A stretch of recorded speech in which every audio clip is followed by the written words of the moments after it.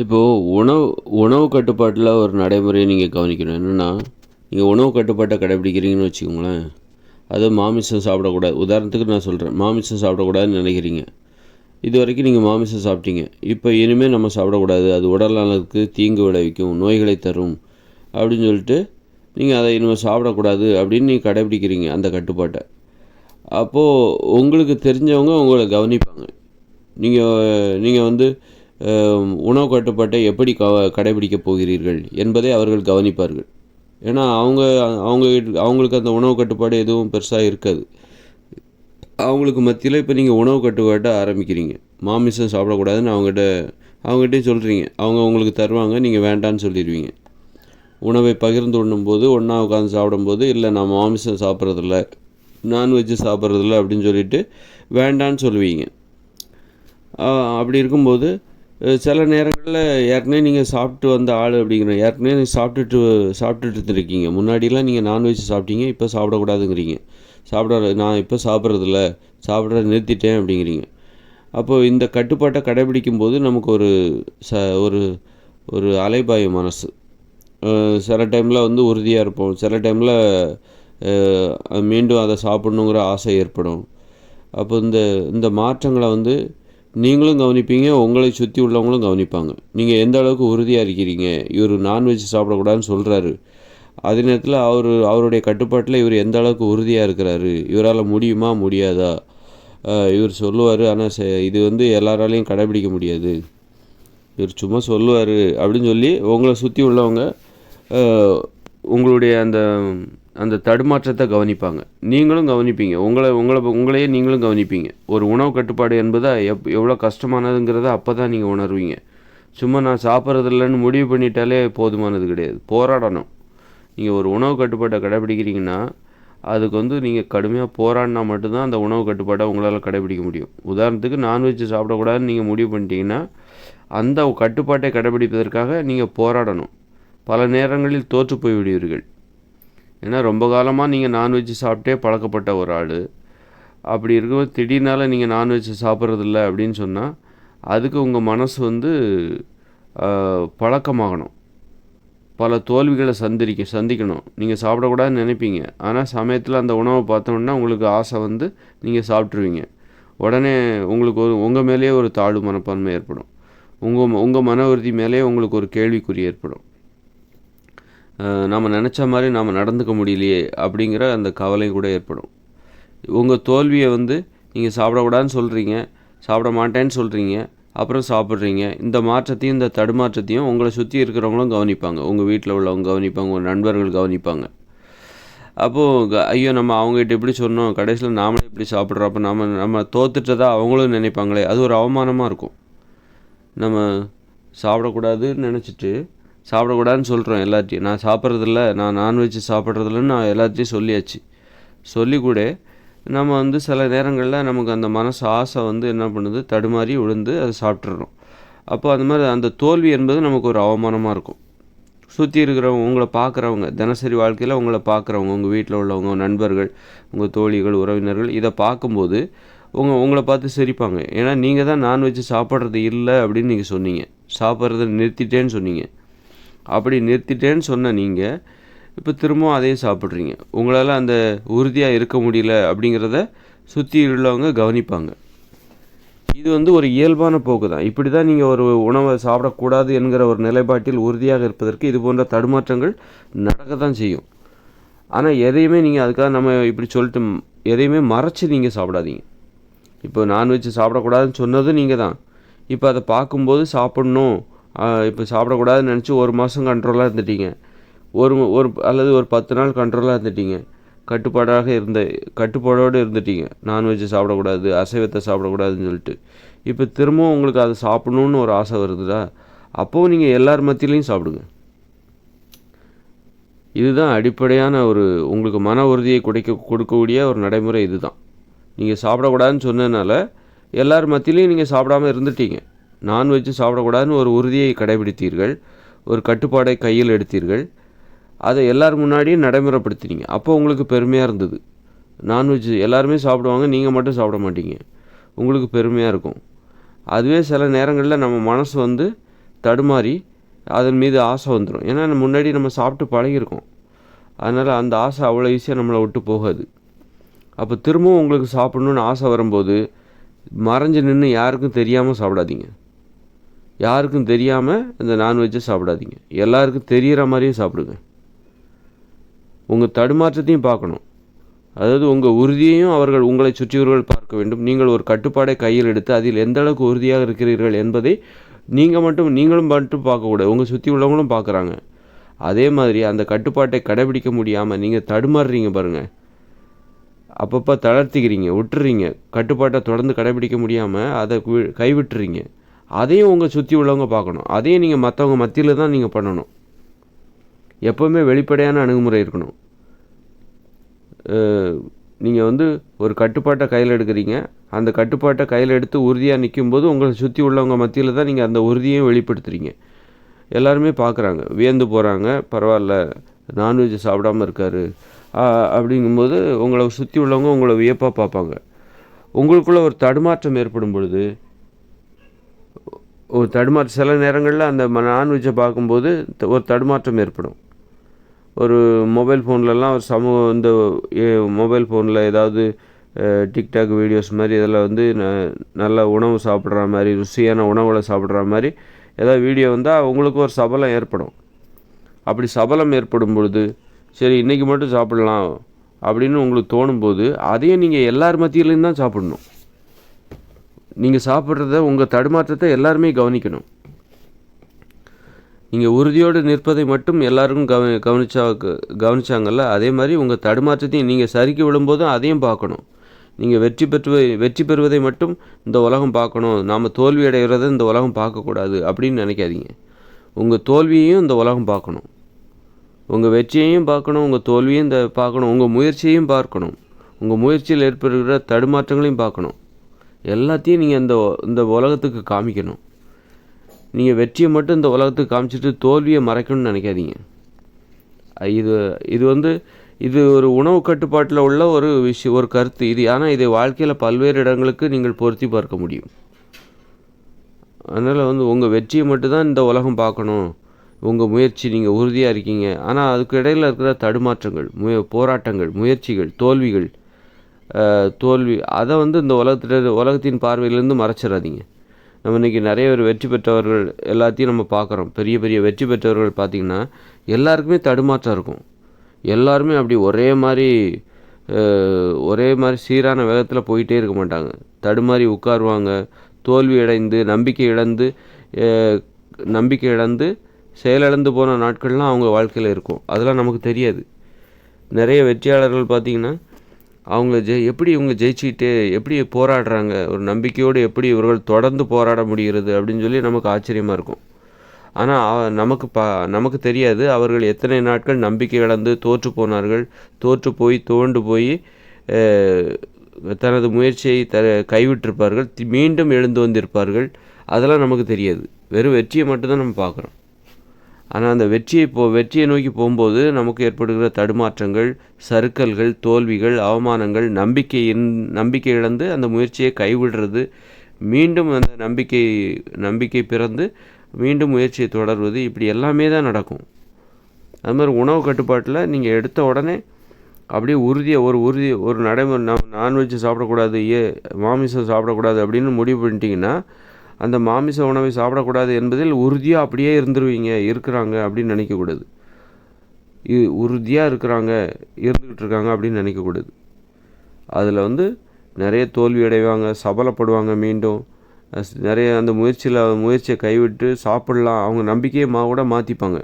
சாப்பிடக்கூடாதுன்னு நினச்சவங்க மீண்டும் அந்த நம்பிக்கையை மாற்றி சாப்பிட்லாம் அப்படின்னு நினைப்பாங்க. அப்புறம் திரும்பவும் சாப்பிடும்போது அது திரும்பவும் தப்புங்கிறது உணர்வுபூர்வமாக போகும். அதனால் இது எல்லாத்தையுமே உங்கள் சுற்றி உள்ளவங்க எல்லாத்தையும் உங்களுக்குள்ளே நடக்கிற அந்த தடுமாற்றங்கள், முயற்சிகள், முன்னேற்றங்கள், பின்னேற்றங்கள், நம்பிக்கை, தோல்வி, வெற்றி, இது எல்லாத்தையுமே உங்களை சுற்றி உள்ளவங்களுக்கு பார்க்கணும், நீங்கள் காமிக்கணும். உங்களுடைய ஒவ்வொரு முன்னேற்றத்தையும் பின்னேற்றத்தையும் எல்லாத்தையுமே அவங்க சுற்றி உள்ளவங்களும் பார்க்கணும். அப்போ தான் நீங்கள் அதில் உறுதியாக இருப்பீங்க. அப்போ தான் நீங்கள் பண்ணுறது உங்களுக்காக தான் நீங்கள் இதை பண்ணுறீங்க, வெற்றியை மட்டுமே நீங்கள் மற்றவங்களுக்கு காமிச்சிங்கன்னா அதோட அர்த்தம் என்னென்னா நீங்கள் மற்றவங்களுக்காக பண்ணுறீங்கன்னு அர்த்தம். மற்றவங்களுக்காக வாழ்கிறீங்க அப்படின்னு அர்த்தம். நீங்கள் உங்களுக்காக தான் வாழ்கிறீங்க அப்படிங்கிறத உணரணும். அப்படின்னா உங்கள் தோல்வி உங்கள் முயற்சி, உங்களுடைய சறுக்கல்கள் எல்லாத்தையும் காமிங்க, மற்றவங்ககிட்டையும் காமிங்க. மற்றவங்ககிட்ட வெறும் வெற்றியை மட்டுமே காமிச்சிட்டு தோல்வியை ரொம்ப ரகசியமாக வச்சுக்கிற அந்த மனோபாவம் இருக்கவே கூடாது. அது என்ன காரணம் அப்படின்னா, நம்ம மற்றவங்களுக்காக தான் ஜெயிக்கணும்னு நினைக்கிறோம், மற்றவங்களுக்காக தான் வாழணும்னு நினைக்கிறோம். அந்த நினப்பு நமக்காக இல்லை, மற்றவங்க. அந்த நினப்பை நீங்கள் முறியடிக்கணும் அப்படின்னா உங்களுடைய முயற்சிகள், உங்களுடைய தோல்விகள் எல்லாத்தையும் வெளிப்படையாக சொல்லுங்கள், காட்டுங்க. நான் இந்த மாதிரி இப்போ ஒரு உணவு கட்டுப்பாட்டாக கடைபிடிக்கிறீங்க. நான்வெஜ்ஜு சாப்பிடக்கூடாதுன்னு முடிவு எடுத்திருக்கீங்க. அசைவம் சாப்பிடக்கூடாது, இறைச்சி சாப்பிடக்கூடாதுன்னு முடிவு பண்ணிட்டீங்க. அப்போது நான் சாப்பிட்றதில்ல அப்படின்னு எல்லாத்தையும் வெளிப்படையாக சொல்கிறீங்க. சமயத்தில் நீங்கள் என்ன பண்ணிட்டீங்க, சாப்பிட்டீங்க, ஒரு சபலப்பட்டு திரும்பவும் சாப்பிட்டுட்டீங்க. அதை வெளிப்படையாக சொல்லுங்கள். நேற்று நான் இந்த மாதிரி சாப்பிடக்கூடாதுன்னு ஒரு 10 நாளாக கண்ட்ரோலாக இருந்தேன்.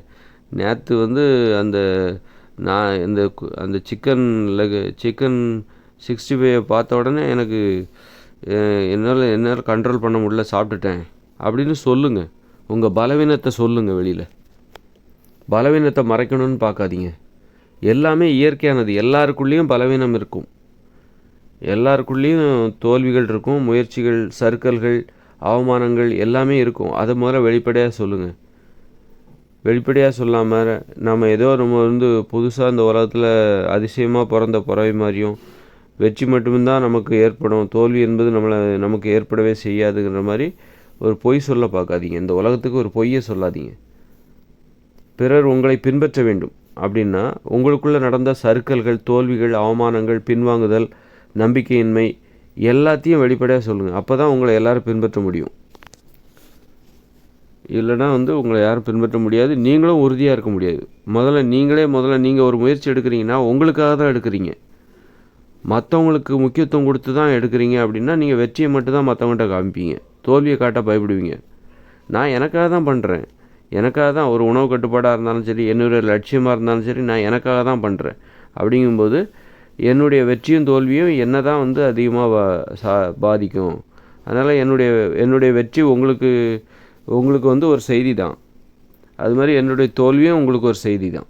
அதனால் ரெண்டையுமே செய்தியாகத்தான் நான் உங்களுக்கு சொல்ல கடமைப்படுகிறேன்.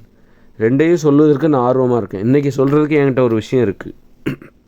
அது தோல்வியாக இருந்தா என்ன, வெற்றியாக இருந்தா என்ன. நான் டெய்லி என்னுடைய அனுபவங்களை பகிர்ந்து கொள்ள வேண்டும், எனக்கு ஏற்படுகிற அனுபவங்களை பகிர்ந்து கொள்ள வேண்டும். அதுதான் எனக்கு முக்கியம்.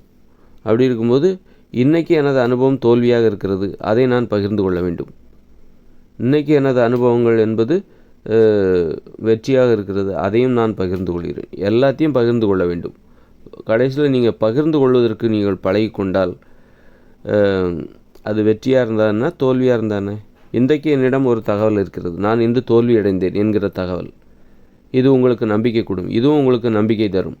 அப்படின்னா அதை நான் சொல்வதற்கு ஆசையாக இருப்பேன். என்னுடைய தோல்வியும் உங்களுக்கு சொல்வதற்கு எனக்கு பெருமையாக இருக்கும். என்னுடைய முயற்சியில் நான் இன்று தோல்வி அடைந்தேன் அப்படின்னா அந்த செய்தியும் உங்களுக்கு பயன் தரும், மற்றவங்களுக்கு அது பயன் தரும். அப்படிங்கும்போது அதை சொல்வதற்கு நான் ஆர்வமாக இருக்கிறேன். நாளைக்கு நான் வெற்றி பெறலாம், அன்றைக்கி நான் அதை சொல்கிறேன். அதுக்கடையில் நடக்கிற என்னுடைய முயற்சிகள், எனது தோல்விகள் எல்லாத்தையும் நான் உங்களுக்கு பகிர்ந்துக்கிறேன். அது உங்களுக்கு ஒரு பாடமாக இருக்கும். உங்களுக்கும் நீங்கள் என்னை பின்பற்றுவதற்கு அதுவும் ஒரு காரணமாக, அதுதான் சரியான காரணமாக இருக்கும்.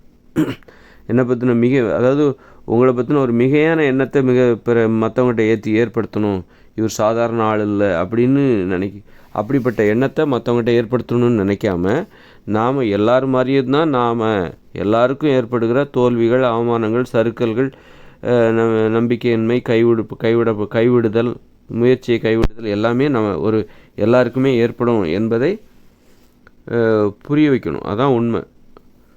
அதை மறைச்சிக்கிட்டு வெறும் வெற்றியை மட்டுமே மற்றவங்கள்ட்ட காமிக்கணும்னு நினைக்காதீங்க. அப்போ நீங்கள் மற்றவங்ககிட்ட மற்றவங்களுக்காக வாழ்கிறீங்கன்னு அர்த்தம்.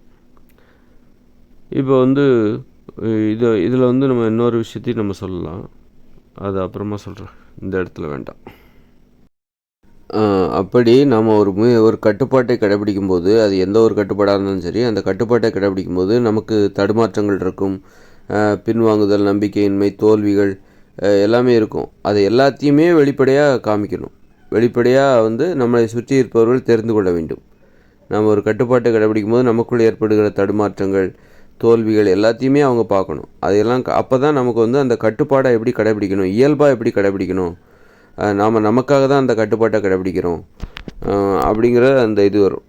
நம்ம அதாவது என்னென்னா, நம்ம தோல்வி அடையும்போது நமக்கு அவமானமாக இருக்கும். நம்ம இப்போ உணவு கட்டுப்பாட்டை கடைபிடிக்கிறோம், நான்வெஜ் சாப்பிடக்கூடாது அப்படின்னு நம்ம ஒரு கட்டுப்பாட்டை கடைபிடித்து எல்லாத்தையும் சொல்கிறோம். அது மாதிரி ஒரு 10 நாள் கடைபிடிக்கிறோம். ஆனால் ஒரு தடுமாற்றம் திரும்பவும் ஏற்படுகிறது. அதை சாப்பிடணுன்னு ஆசை தோணுது. நீங்கள் சாப்பிடுவீங்க, எல்லார் மத்தியிலையுமே நீங்கள் சாப்பிடுவீங்க, எல்லாருக்கும் தெரிகிற மாதிரியே. அப்போ அது அந்த ஒரு தோல்வி. எல்லாருமே சிரிக்கிற மாதிரியோ அது உங்களுக்கு ஒரு அவமானத்தை தரும். அவமானத்தை கண்டிப்பாக தரும். ஏன்னா எல்லார்கிட்டையும் தான் நீங்கள் சொல்கிறீங்க, சாப்பிடக்கூடாதுன்னு சொல்கிறீங்க. அப்படி சொன்னால் நீங்கள் தான் இப்போ சாப்பிட்டுட்ருக்கீங்க. சாப்பிடக்கூடாதுன்னு சொல்லிவிட்டு ஒரு 10 நாள் சாப்பிடாமல் இருந்தீங்க, இப்போ நீங்கள் சாப்பிட்றீங்க. அப்போ அந்த தோல்வி உங்களுக்கு ஒரு அவமானத்தை தரும். அப்போது இது போன்ற தடுமாற்றங்கள் அடிக்கடி உங்களுக்கு வருது, உங்களால் உறுதியாக நிற்க முடியல, திரும்பவும் நீங்கள் சாப்பிட்றீங்க. இந்த அவமானம் உங்களுக்கு தொடர்ந்துக்கிட்டே இருக்குது. ஒரு கட்டத்தில் இப்படி அந்த அவமானங்கள் கூட உங்களுக்கு சாதாரண ஒரு விஷயமா போகும். இது அவமானம்னு நினைக்கிறீங்களே, இது அவமானம் கிடையாது. இந்த தோல்வி என்பது எல்லாருக்குமே நடக்கும். அப்போ இயல்பான ஒரு விஷயந்தான் உங்களுக்கு முதல்ல அவமானமாக தெரிஞ்சிச்சு. இன்றைக்கி அது சாதாரணமாக தெரியும். இந்த அவமானத்துக்கு பயந்துக்கிட்டே நீங்கள் முதல்ல அந்த அவமானம், அதாவது நம்ம ஒரு முடிவு எடுக்கிறோம், அந்த முடிவில் நம்மளால் நிற்க முடியுமா நிற்க முடியாதா, நம்ம தோத்துட்டோன்னா என்ன பண்ணுறது, அது அசிங்கமாச்சே, அதுக்காக அந்த முயற்சி நம்ம எடுக்காமல் இருக்கிறதே நல்லது அப்படின்னு நினச்சி நீங்கள் அந்த முயற்சி எடுக்காமல் இருப்பீங்க, அந்த அவமானத்துக்கு பயந்து. அது அவமானம் கிடையாது. ஒரு முயற்சியை நம்ம எடுக்கும்போது இயல்பாகவே நமக்கு தோல்வி என்பது ஏற்பட தான் செய்யும். அந்த இயல்பான ஒரு விஷயத்த நீங்கள் அவமானமாக நினைக்க போய் தான் நீங்கள் அந்த முயற்சியை எடுக்காமல் நிறைவேற இருக்கிறதுக்கு காரணம். அந்த முயற்சி எடுக்கும்போது தான் எடுத்து முன்னேறி போகும்போது அந்த அவமானங்கள் அடிக்கடி நீங்கள் தடுமாறுறீங்க, பின்வாங்குறீங்க, தோல்வி அடைகிறீங்க. அது முதல்ல அவமானமாக தெரிஞ்சு, அந்த தோல்வி முதல்ல அவமானமாக தெரிஞ்சுது. இப்போ பார்த்தா அந்த தோல்வி உங்களுக்கு பழகிடுச்சு. அப்போ அந்த அவமானத்தை பற்றிய அச்சம்தான் நிறைய பேர் அந்த முயற்சி எடுக்காமல் இருக்காங்க. முயற்சி எடுப்பவர்களுக்கு தான் தோல்வியே வரும். முயற்சி எடுக்காதவங்களுக்கு தோல்வியும் கிடையாது, வெற்றியும் கிடையாது. அதனால் தோல்வின்னா அது அவமானம்னு நினைக்கிறாங்கல்ல, அது இயல்பான ஒரு விஷயம். ஒரு விஷயத்தில் நம்ம தப்பு பண்ணால் தான் சரியானவற்றை கற்றுக்கொள்ள முடியும். தப்புங்கிறது தோல்வி கிடையாது, சரிங்கிறது வெற்றியும் கிடையாது. அது எல்லாமே ஒரு அனுபவம். ஒரு முயற்சி பண்ணும்போது நமக்கு தவறுகள் நடக்கும். தோல்வி என்பது இருக்கத்தான் செய்யும். வெற்றி அதன் பிறகு வரும். அதனால் தோல்வியை நீங்கள் அவமானமாக நினச்சிங்கன்னா நீங்கள் முயற்சி பண்ணுறதுக்கே பயப்படுவீங்க. நிறைய பேர் முயற்சி பண்ணுறதுக்கே பயப்படுவாங்க. நம்ம தோத்துட்டா அது அவமானமாக போயிடும், அதுக்கு நம்ம பேசாமலே இருக்கலாம், வேடிக்கை பார்த்துட்டு போயிடலாம், எல்லோரும் முயற்சி பண்ணுறவங்கள நம்ம வேடிக்கை பார்த்துட்டு போயிடலாம். முயற்சி பண்ணிவிட்டு தோத்துட்டா அது அவமானம்னு நினைக்கிறாங்களா, தோல்வியை அவமானமாக நினைக்கக்கூடாது. அது இயல்பான ஒரு விஷயம். இயல்பான ஒரு தோல்வி என்பது இயல்பாக நடக்கக்கூடிய ஒரு நடைமுறை. அதை கடந்து தான் ஒரு வெற்றி என்பது உங்களுக்கு ஏற்படும். தோல்வியை நீங்கள் சகஜமாக ஏற்றுக்கிற அளவுக்கு நீங்கள் நிறைய தோல்விகளை சந்திக்கணும். அடிக்கடி தோல்விகளை சந்தித்து அதை எல்லோரும் முன்னாடியே சந்திக்கணும். அதுதான் உங்களுக்கு நீங்கள் கற்றுக்கக்கூடிய விஷயம். உங்கள் தோல்வியை எல்லோரும் முன்னாடியும் நீங்கள் சந்திக்கணும். வெற்றியை எல்லோரும் முன்னாடியும் வெளிப்படுத்துகிறீங்கள, பெருமையாக ஏற்றுக்கிறீங்க. அது மாதிரி உங்கள் தோல்வியும் எல்லோரும் பார்க்குற மாதிரி அந்த தோல்வியை எல்லோரும் பார்க்கணும். அந்த மாதிரி அந்த தோல்விக்கு நீங்கள் பயப்படலை, தோல்வியை சந்திக்கிறதுக்கு நீங்கள் பயப்படவே இல்லை, நடுங்கவே இல்லை, அது ஒரு அவமானமாக நினைக்கல அப்படின்னா கண்டிப்பாக உங்களுக்கு வெற்றி என்பது அதன் பிறகு சாதாரணமாக தெரியும், சாதாரணமாக வரும். எப்போ வெற்றி உங்களுக்கு சாதாரணமாக தெரிய ஆரம்பிச்சிச்சோ அன்றைக்கே அந்த வெற்றி உங்களை தேடி வந்துடும்னு அர்த்தம். எப்போ நீங்கள் தோல்வி உங்களுக்கு பெருசாக தெரியுது, தோல்வி அடைஞ்சால் பெருசாக அவமானப்படுறீங்க, வெற்றி அடைஞ்சால் ரொம்பவும் சந்தோஷப்படுறீங்க, தலகால் புரியாமல் ஆடுறீங்க. வெற்றியையும் உங்களால் தாங்கிக்க முடியல, தோல்வியையும் உங்களால் தாங்கிக்க முடியல. தோல்வி வந்துட்டால் சிலர் தற்கொலை பண்ணிக்கிறாங்க. காதல்லையோ சரி, ஏதோ படிப்புலையோ பரீட்சையிலையோ தோல்வி பண்ணால், நீட்டில் இடம் கிடைக்கலன்னா தற்கொலை பண்ணிக்கிறாங்க. அப்போ தோல்வியை தாங்கிக்க முடியல. அப்படிப்பட்ட உங்களுக்கு வெற்றி கிடச்சிருந்தா என்ன பண்ணியிருப்பீங்க? அப்போ தலைகால் புரியாமல் அந்த வெற்றியும் உங்களால் தாங்கிக்க முடியாமல் தூக்கம் வராமல் இருந்திருப்பீங்க. தூக்கம் வராமல் தலைகால் புரியாமல் ஒரு ஒரு பிரச்சனையை நீங்கள் அனுபவிச்சிருப்பீங்க. அப்போ ரெண்டையுமே தாங்கிக்கணும். தோல்வியை தாங்கிக்க முடியாது. தோல்வியை அவமானமாக நினைக்கிற நீங்கள் வெற்றியை மிகப்பெரிய வெகுமானமாக நினைப்பீங்க. அப்போது நீங்கள் இந்த உலகத்தில் நீங்கள் தலைகால் புரியாமல் ஆடுவீங்க. ரெண்டும் இயல்பான ஒரு விஷயந்தான். தோல்வியும் வெற்றியும் சாதாரணமாக நினைக்கணும். அப்படின்னா நிறைய தோல்விகளை சந்திங்க, அதை வெளிப்படையாக சந்திங்க. அப்போ தான் வெற்றிங்கிறது சாதாரணமாக தெரியும். சாதாரணமாக தெரிய ஆரம்பிச்சிட்டாலே அது உங்களை வந்துடும். நீங்கள் வெற்றியை அது ஏதோ மிகப்பெரிய விஷயமாக பார்க்குறீங்க, தோல்விங்கிறது இது மிகப்பெரிய அவமானமாக பார்க்குறீங்க. இந்த ரெண்டு பார்வையும் தப்பான. அதனால தான் உங்களுக்கு தோல்வி, உங்களுக்கு உங்களால் முயற்சியே பண்ண முடியல. அதனால தான் உங்களுக்கு தோல்வி கூட கிடைக்கல. அது வெற்றியை நோக்கி தான் போகிறோம். ஆனால் முயற்சி செய்கிறவங்களுக்கு தான் தோல்வி கூட கிடைக்கும். முயற்சி செய்யாமல் இருக்கிறாங்க பாருங்கள், அவங்களுக்கு தோல்வியும் கிடைக்காது, வெற்றியும் கிடைக்காது. முயற்சி செய்கிறவங்களுக்கு தான் தோல்வியும் கிடைக்கும், வெற்றியும் கிடைக்கும். அப்போ யாருக்கு ஏன் நிறைய பேர் முயற்சி பண்ணாமல் இருக்காங்கன்னா, தோல்வியை மிகப்பெரிய அவமானமாக நினைக்கிறது, வெற்றியை மிகப்பெரிய வெகுமானமாக நினைக்கிறது. இல்லை, அது ரெண்டுமே சர்வசாதாரணமான விஷயம். வெற்றியும் தோல்வியும் ரொம்ப சர்வசாதாரணமான விஷயமா நீ பாரு. அப்போ அது உன்கிட்டே வந்துடும், உன் தோளில் உட்காரும். அந்த வெற்றி என்பது அப்போ தான் உன் தோளில் உட்காரும். உன்னுடைய கை பிடிச்சு அது உன்கிட்ட நடக்கும்.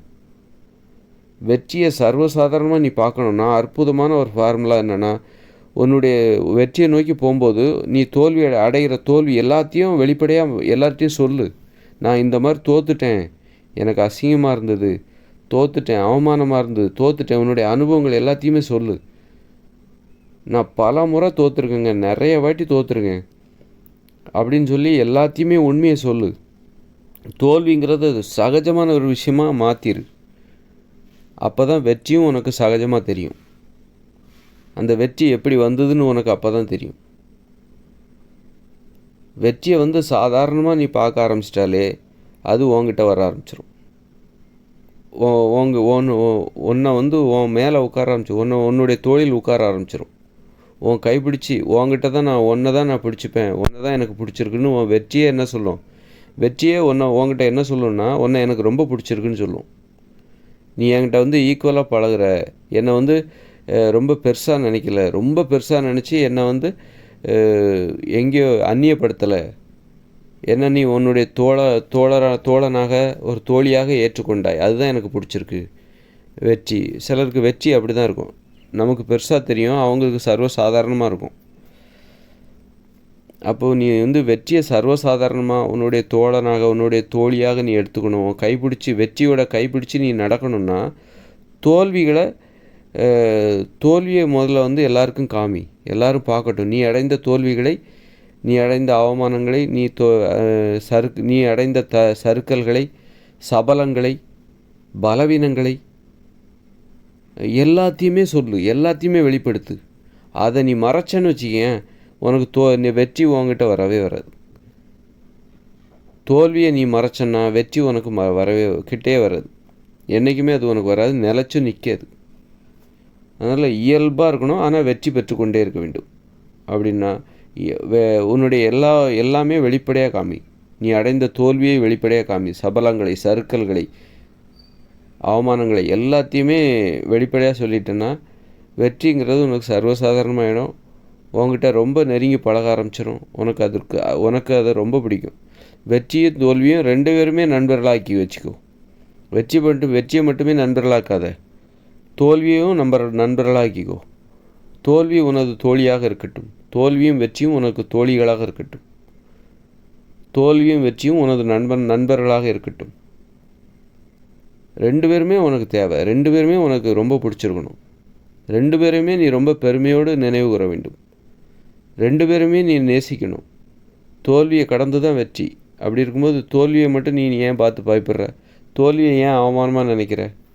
அப்படி இருக்கும்போது தோல்வியை நீ அவமானமாக நினச்சா நீ முயற்சி பண்ணவே மாட்ட. முயற்சி பண்ணாத உனக்கு வெற்றியும் கிடைக்காது, தோல்வியும் கிடைக்காது.